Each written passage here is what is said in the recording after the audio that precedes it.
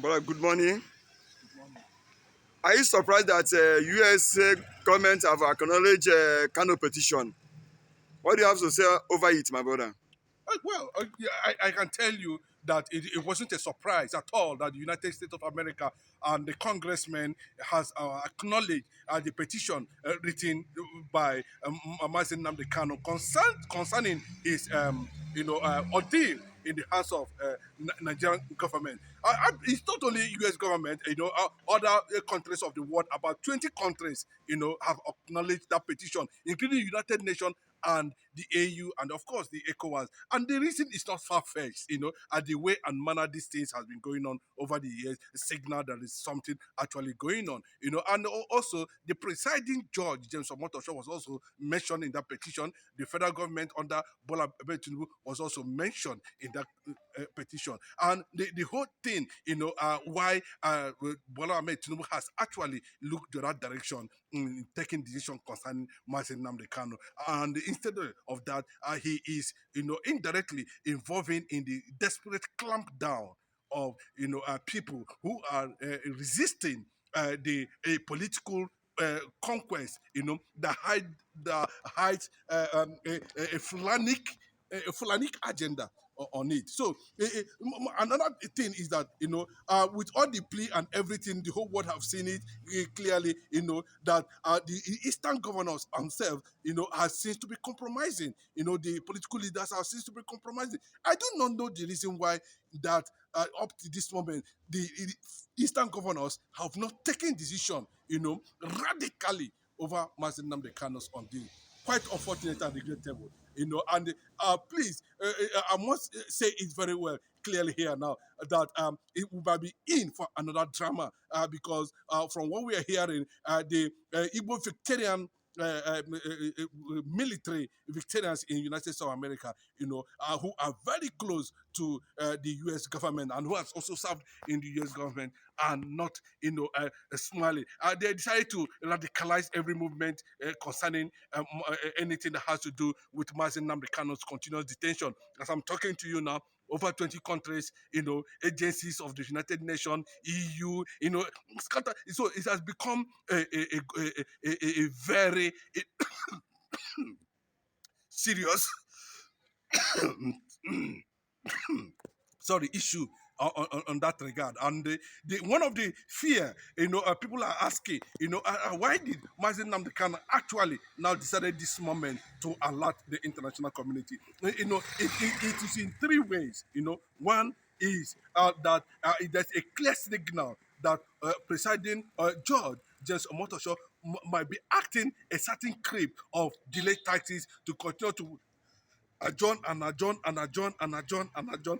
Therefore, keeping Nnamdi Kanu totally incommunicado. Then, secondly, is about 2027 election. Whether Bola Tinubu want to play politics with it or what. That is this his own business. The issue of insecurity. That was being lauded over the Eastern people is another thing. You can listen. You can hear the likes of renowned Nollywood actor Kanaya giving a bit by bit analysis of how the militarization of the entire Eastern Nigeria is ongoing. And the fingers of the enemies of Biafra, in that regard. But we must say this very clearly at this point in time: is why is it that Bola Ahmed Tinubu have not taken decision on Mazi Nnamdi Kanu, irrespective of different plea from different fora, from forums, within Africa and outside Africa, that Mazi Nnamdi Kanu should be released, and Bola Ahmed Tinubu is just keeping Mazi Nnamdi Kanu there. Is he afraid of Mazi Nnamdi Kanu? Are they actually afraid? If they believe, that Mazi Nnamdi Kanu is nobody and it has been, then why don't you go ahead and release it? Because if you are keeping him there, it's attracting a serious sentiment, and rumors surrounding him, surrounding his illegal detention, because Mazi Nnamdi Kanu does not supposed to be there in the first place. The appeal court and the Supreme Court has already taken decision on that.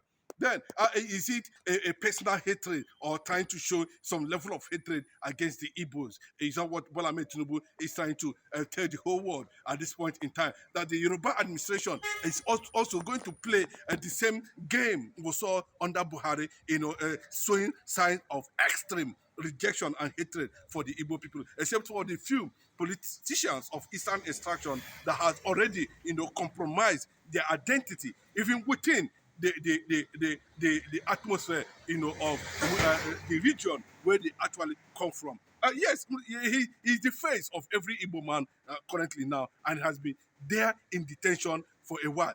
Is it a deliberate plan to murder Nnamdi Kanu there before October 10? There's so many things that information that is going around, there's intelligence that is going around, that Mazi Nnamdi Kanu will be killed or be murdered, God forbid, before October 10, and for this reason, he decided to alert the entire world. Well, one thing we must understand in Bola Ahmed Tinubu's administration is that, he has shown that, he doesn't care, whether Mazi Nnamdi Kanu is facing,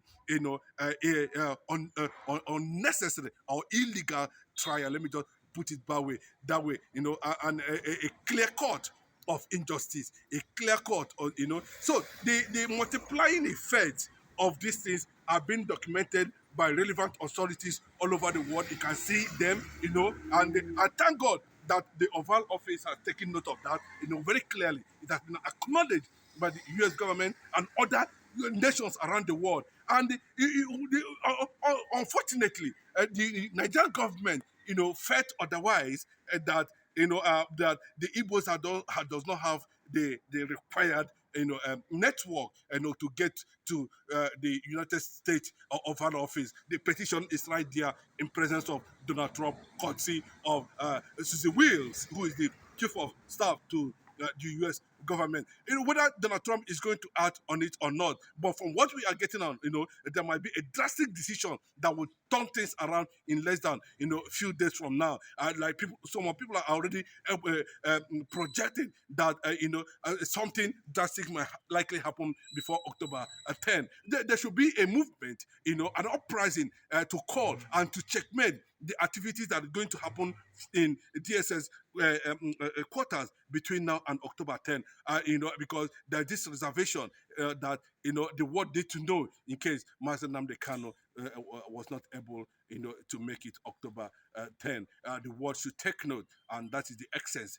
One of the reasons people are having reservation and fear and tension everywhere that this thing might likely, take place. But the fact is that, all eyes on, Mazi Nnamdi Kanu. You can see the Pan-African Institute, different organizations around the world are still saying the same thing, that Mazi Nnamdi Kanu is actually, innocent, and self-determination agitation is never a crime and can never be a crime. But what we must understand very clearly is this: whether Bola Ahmed Tinubu's administration understand this very clearly. To him, it might not concern him, because we have seen that the government is already lopsided in most of the policies they take on, and a deliberate, attempt, to destroy the economy of the Eastern Nigeria. If you see what is happening in different states within the Eastern region, you will be able to know that there is something that the government is actually playing.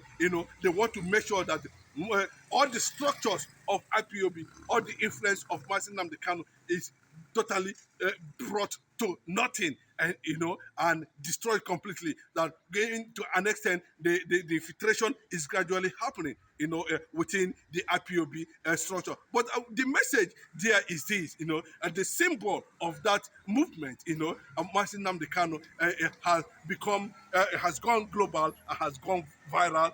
The issue is on the table. So I'm trying to enforce justice, by omission or by commission, which Nigerian government are pretending about. We will see these people calling for Mazi Nnamdi Kanu's release, and still, up to this moment, they have not been essayed anything in the first place. Omotoso should be also understand very clearly, that the judicial system in Nigeria definitely has been exposed by the way and manner the judicial trial is going on the case of Mazi Nnamdi Kanu. Self-determination, I can tell you, is not something that has to do with people locking down and all that. Mazi Nnamdi Kanu has never carried gun. Mazi Nnamdi Kanu is not a terrorist. IPOB is not a terrorist. There's nowhere, only in Nigeria, because Mazi Nnamdi Kanu stood against a conquest, stood against the Fulanic agenda, that has been thrown to the people. Unfortunately, I thank God for the grassroots mobilization of Igbo awareness and the Igbo unification going around in different regions now. The Igbo seems to be coming together. There's this consciousness, and that's the only way we can stop this infiltration of the Fulanic agenda, this Islamic agenda. Whether Bola Tinubu is part of it or not, we do not want to know. But we can continue to see, that the entire southern region, is being manipulated against each other. And the consequences of it is being seen to be coming from a region perceived to have always kept deep reservation against the Igbos. And it has shown clearly that people begin to wonder, this is actually the real picture of the Tinubus, in Mazi Nnamdi Kanu's case. Anything that has to do with Igbo is a threat. Anything that has to do with Igbo survival should be brought down, oppressed, suppressed at the end of the day. But the resistance is still going on, because you don't know what will become of the reality on ground tomorrow. You don't know what the world leaders will decide tomorrow. You don't know whether there's going to be an ultimatum on Mazi Nnamdi Kanu's case. Now that one of the strongest man on earth, talking about Donald Trump, has reacted in acknowledgement of Nnamdi Kanu's petition. It is a big win for the Biafrans all over the world, and it's a big win for IPOB, and it's a big win too, for Mazi Nnamdi Kanu. Let us see what is going to happen. As we continue to tell you, that on this platform we keep on saying it, there's nothing they can do. The only thing is to mysteriously take Nnamdi Kanu's life, and that will be another consequences on the head of Nigeria, and which they shall not try to do, because the thing is that if the government, the federal government under Bola Ahmed Tinubu's administration tried, and at the end of the day, Mazi Nnamdi Kanu were not able to appear in court on October 10, then we will now hold the Eastern governors. They know definitely what is going to happen. There's already bottled up anger in the eastern part of the country. We are seeing what is happening in also in Finland, a divided interest on what represents what at the end of the day. But the bottom line is this: will Mazi Nnamdi Kanu at this point in time reject the further negotiations with anybody apart from himself?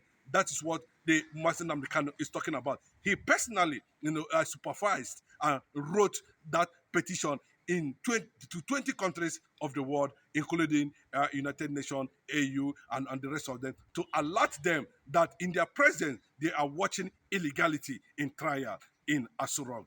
And if possible, if he fails to appear in October 10, then the presiding judge, which we will learn also has already been placed under surveillance.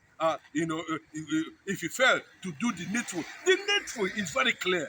The court, the Supreme Court has taken a stand on Mazi Nnamdi Kanu's case until they keep on repeating trials and error and error and error, and to this moment they have not been able to substantiate anything. It's not about the agitation for restoration of a sovereign state of Biafra, which the Nigerian government, the Finnish government, and are signatories to.